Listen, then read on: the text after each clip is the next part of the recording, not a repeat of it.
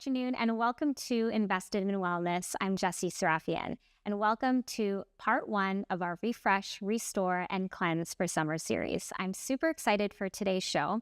Before I introduce our special guests, I want to remind everyone that we are all unique and have different needs, and to speak to a doctor or medical practitioner before starting any program. So today we'll be chatting about nutrition, movement, and key habits to support our body so we can thrive this summer. To help fuel this discussion, we are joined by April Cockshutt. She's a clinical herbalist and certified nutritional practitioner. April, thank you so much for joining us. Thank you, Jessie. I'm excited to be here. Great. So welcome to our show again. So for our viewers who are meeting you for the first time, can you tell us a little bit about yourself, how you got into your practice and how you started month before May Wellness? Yeah. So I got into this practice because I really think that we're kind of disconnected from our bodies these days. We have so much stress going on, and I was growing up and I had my own digestive issues, and I really didn't find any reprieve or any answers from the medical system. And I found there was a disconnect again between, just sitting with ourselves, understanding like what is our body telling us.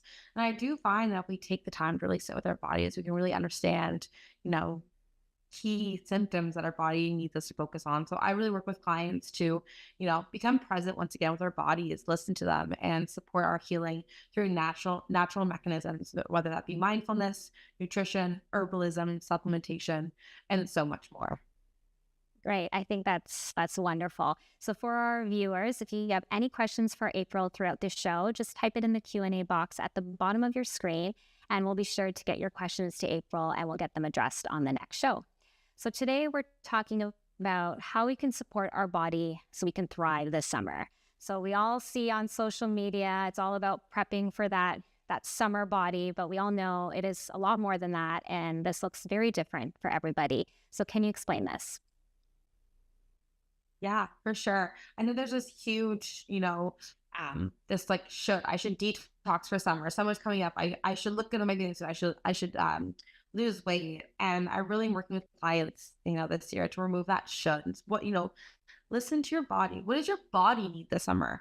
Set that intention. By the end of summer, when summer's over, how do you want to feel? How do you want to look back on your summer?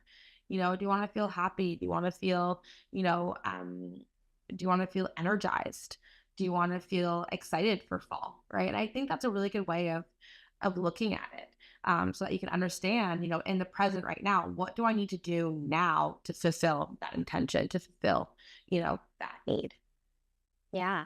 And what does that mean? Like when we start a detox, what are some of the different pillars of a detox? Yeah, for sure, right? When we think about going into summer, losing weight, energizing your body, everyone's like, detox, right? It's a big buzzword out there, and detox can mean something different for everyone. And I can't stress that enough. We are all unique. Our body is in a unique system, and it's really important to sit down and understand what our body needs and what a detox means to us. So when I'm working with detoxes in my clinics with my clients, I'm really looking at that holistic detox. And what that means is looking at all the different systems in the body because they interact with each other. Right. So for some people, I'm working on the pillar of nutrition, right? So a nutritional detox. Maybe over winter, sometimes we consume a bit more of those kind of feel good foods. We have more packaged food because there's not as much fresh produce available. So there's that nutritional detox, right? So really focusing on, those dark leafy greens, hydration, etc. There's also the physical pillar, right? That physical detox. When we're, going through winter and those cold months, we're going to be inside a lot more. We're not as active. We're staying warm. We're staying cozy. So that physical detox is moving our chi, moving our energy flow, moving our blood flow throughout our body to really support that detox there. There's also that mindfulness detox. Okay. This is a huge component, which I find in detoxes, a lot of people forget. Okay. And that is that, mindfulness, digital detox. Are you present? Oftentimes we're really just going through the day. We're going through, we wake up, we go to work, we come home, we do the chores, we make dinner, we move on. But there's not really time where we're really present with our body to understand what our body needs, right? And that, again, you'll hear me say that a lot through the show, is that mindfulness detox. So setting times throughout the day where you're present, you're doing something for yourself, not for everyone around you. Okay. And I kind of combine that with digital detox, right? Which I don't know. Jessie, what do you think? Do you find that something with kids, adolescents, adults? Do you find that digital detox is something that I feel like everyone is struggling with these days? Yeah, absolutely. And I think it's so important to step away from that so you can recharge and regain that focus and mindset, mindfulness, all of that. It's all encompassing together for sure. Yeah. So when we have those, all of that electronics with us, we're always connected, right? We're never really truly present. So that's a really big one as well. And then last but not least, I do have that pillar, sleep, right? That sleep detox. That's a big one, right? How can we energize? How can we detox if we're not sleeping? I don't know if you knew, but we actually, the only time we really do detox is when we sleep. So that's why sleep, when we're talking about detox, is so, so important. And if we don't have that key foundation built, how are we going to detox effectively if we're not sleeping 7, 8 hours of quality sleep a day, which is also something that we kind of lose out in the winter. We don't get to have that schedule, and getting into that with an emphasis on detox is so important. Yeah, no, for sure. And I completely agree with all of your points. So let's start with nutrition. So, what are some non negotiables when we eat? And does it vary between seasons? Yes, love this question. In regards to nutritional detox, I find in the summer it's easier to do a detox because Mother Nature is, thriving like we want to in summer months, right? So Mother Nature really provides us all those great foods for detox. Most important food, veggies. Veggies are full of macro and micronutrients. Think of all those vitamins and minerals that allows our system to detox, right? All those antioxidants that are so important to support our liver, support our kidneys in detoxing. Okay. So those dark leafy greens, those fruits, right? Again, full of antioxidants. The more color, the better. So get the rainbow into your diet. Each food has a different color because it's full of a different nutrient, right? So we want to be eating a plethora of different fruits and veggies with emphasis, again, on those dark leafy greens that provide the most detoxifying properties to our organs. Okay. So something I always tell clients in the summertime, and you're plating your food, and you're plating your meal, put emphasis instead on protein, which I think a lot of people focus on. Put emphasis on the vegetables. What veggie are you having for dinner, right? And if you're doing a detox, I would really aim for 40 to 50% of that plate to be vegetables, okay? The darker the color, the more detoxifying. So dark leafy greens, instead of iceberg, let's go for like the spinach, the kale, the arugula, Swiss chard. Oh my gosh, all these foods are growing in abundance in the summer. And that's why detoxes are a lot easy in the summertime, right? And if it's hard, also putting them into smoothies or juices, those are really great. So number one, non-negotiable, dark leafy greens. Jessie, do you have a favorite dark leafy green? Yes. Spinach. Always add them in my smoothie. That's great. So the other wonderful thing about veggies is my second non-negotiable for detoxes, fiber. Veggies are full of insoluble fiber. We need both insoluble and soluble fiber. That fiber is so important. Oh my gosh, fiber is such a magical nutrient. And the reason for that is fiber attaches to, a lot of, cholesterol and toxins in our body. It connects to them and it eliminates them through our bowels. So something high in fiber, again, insoluble like veggies or soluble like oatmeal or raw nuts and seeds are so important to increase during a detox to cleanse our digestive system and allow that to flow. It's our digestive system, that we really want to detox so we can get things moving. We can move the toxins. We can move, a lot of that garbage that's been sitting in our system out of our body. Mm-hmm. Yeah, no, that's so important. So I know it can be very daunting for some when thinking about a detox. So what is the first step that we could easily transition into a cleanse without shocking our system? Yeah. Oh, that's such a great question. And I really want people not to stress because a lot of times when we think about detox, we're like, oh my gosh, we're cutting out sugar and, red meat and dairy and gluten. And oh my gosh, that's overwhelming. So a lot of people, they're like, whoa, that's too much. That's too difficult. I'm stressed enough about work and family and everything else I have to do. Now you want me to detox? Mm-hmm. So don't think that a detox has to be all or nothing. Okay. A detox can be something that's simple, right? We can just start creating the first steps to cleansing the body. Maybe, that's that you only drink 2 cups of water a day and to really detoxify the system. And, let's increase that to 2 liters. So what does a detox look like to you? I think that's what's important. So before we jump into a detox, let's not just go buy a kit, right? Let's not, just jump on the bandwagon on like an Instagram detox program. Take some time with yourself, right? Go get a journal, right? Go think, I have my journal here, right? What is your intention for this detox, right? Is that to, sleep better? Is that to feel more energized? Is that to be less irritable? What is your goals? Okay. Everyone again is different. So before we jump into a detox, write down what do you want to accomplish from this detox, right? And there could be a plethora of ideas, right? Again, that energy, that sleep, that weight loss, pinpointing food sensitivities, reduce bloating, regulate our bowels. A lot of people are constipated. That means they're holding on to all those toxins. You need to be pooping once or twice a day, or you're constipating. Your body is reabsorbing those toxins. So a lot of these, goals for a detox could also be around the digestive system. So, before we jump into a detox, understand at this time in your life, what kind of detox could you actually do without adding more stress to your life? And how do you want to feel after that detox? Yeah, no, totally. And I know some people think, or what's the difference between a detox and a fast? Because I know sometimes it can be correlated. People think, oh, if I'm detoxing, I'm completely eliminating XYZ. Yeah, for sure. So in a detox, we can completely eliminate foods to understand if we're sensitive to certain food sensitivities. Also understanding how to just, eliminate added sugars, etc. So that's kind of like a detox. A detox is, removing or cleansing the system. Fasting would be something, we're going to talk about intermittent fasting in a future show. So everyone stay tuned. That's going to be a great show.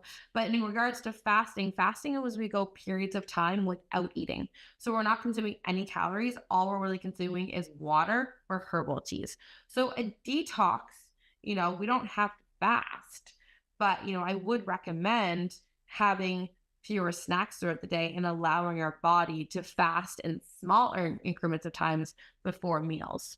Okay. When we are fasting, our body is focused on healing, digesting, everything, or sorry, not digesting, or we're focused on detoxifying, healing, recharging the system. When we're eating, we're focused on digesting and clearing that through our system. So if we're having 9 small meals or snacks a day, our body is constantly focused on digesting and moving that food through our body rather than a lot of other things that it could be focused on. Okay, so in regards to fasting, yes, we can fast between meals. If we're hypoglycemic, diabetic, or pregnant, or healing from surgery, we don't really want to. We need a bit more meals than the average person. But in general, a healthy individual, I would say, needs 3 meals and maybe 1 to 2 snacks a day. Interesting. And how many, and out of those snacks, what do you recommend as like a go-to? Yeah, that's a great question. I think all snacks, really need to be full in fiber. Okay. Again, fiber is gonna, reduce that absorption of carbohydrates and sugar, so make us feel fuller for longer. Also supportive to our body. Protein, right? Energizing, and again, slow that sugar rush, keep us fuller for longer, and some healthy fats. Okay, so I know in our shows beforehand, if you go back, we did a show on snacking for success, and we made a lot of great snacks in there. So things like raw nuts and seeds, things like those power balls that we made, a smoothie, hard-boiled eggs, hummus and carrots. Fruit is also great. It's fruit season. Now, fruit, yes, it's high in sugar. Don't be scared of fruit. There's also a lot of great micronutrients in there. And depending on the fruit you choose, high in fiber as well. So those great berries. Berries are great for detox. Okay.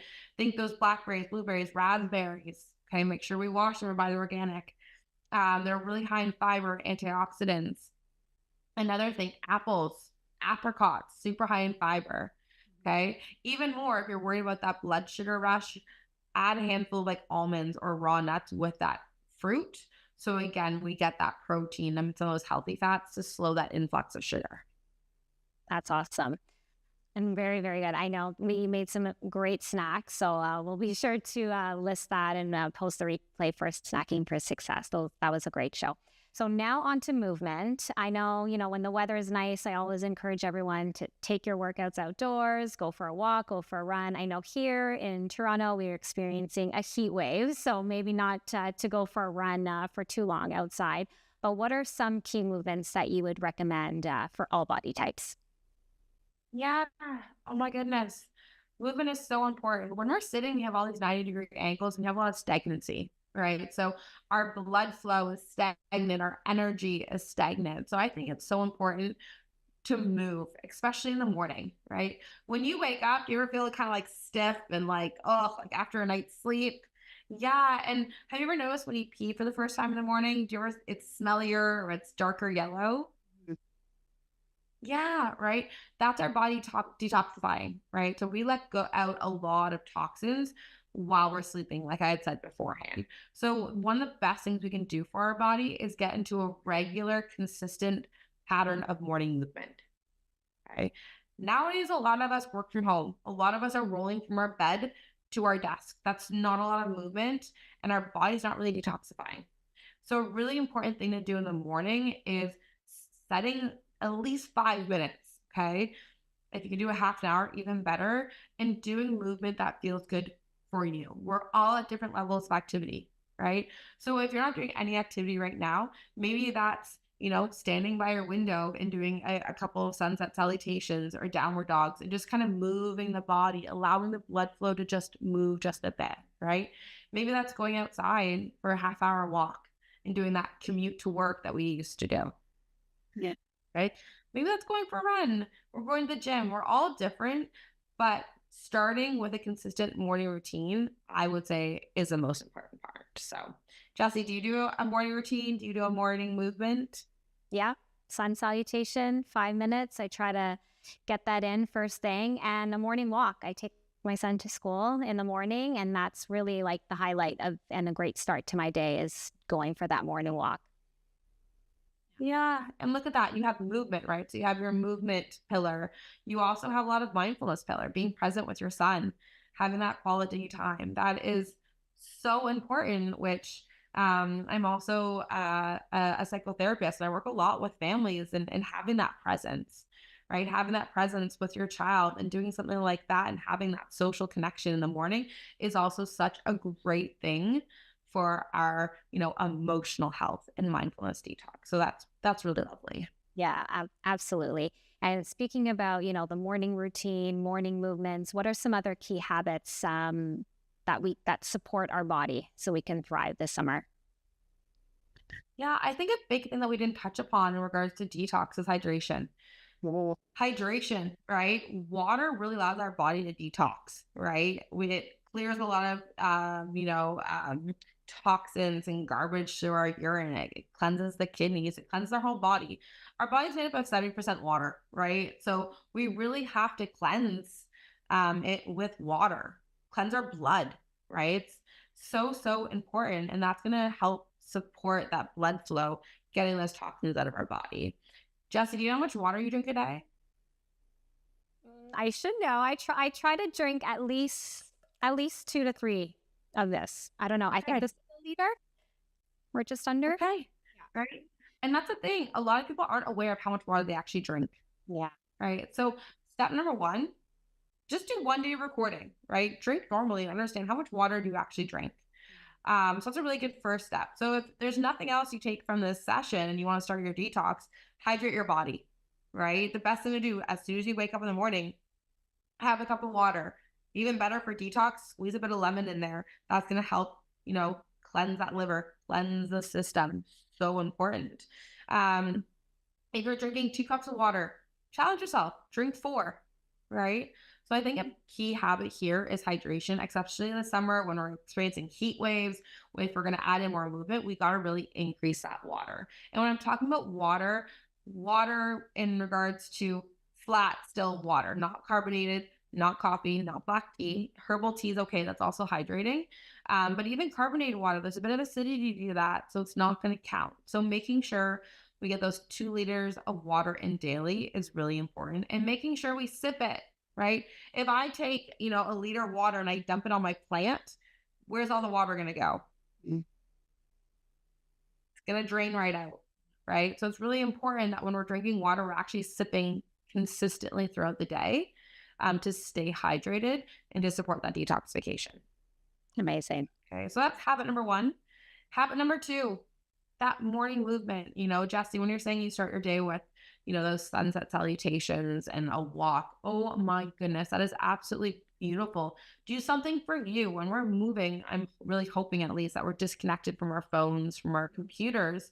So that physical detox also allows us to engage that mindfulness detox.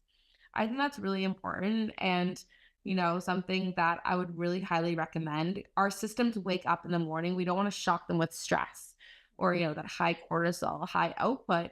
Waking up with movement and doing something for ourselves, prioritizing ourselves before we prioritize everyone else in our day, I think is something really magical. And a third one, sleep consistency, right? Jessie, do you go to bed at the same time every night?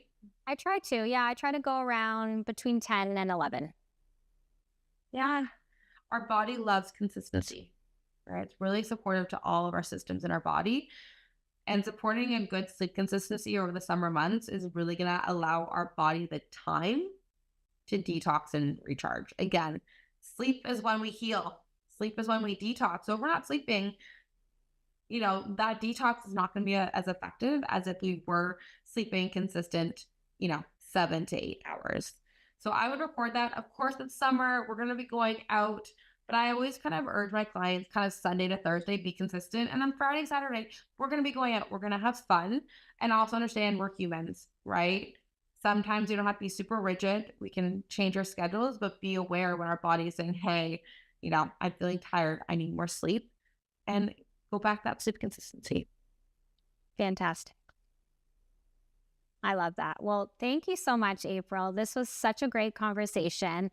And I know for part 2, we're going to be chatting about superfoods and supplements to support a summer cleanse. So you don't want to miss that. Well, thank you so much for joining, and then we'll see you next time.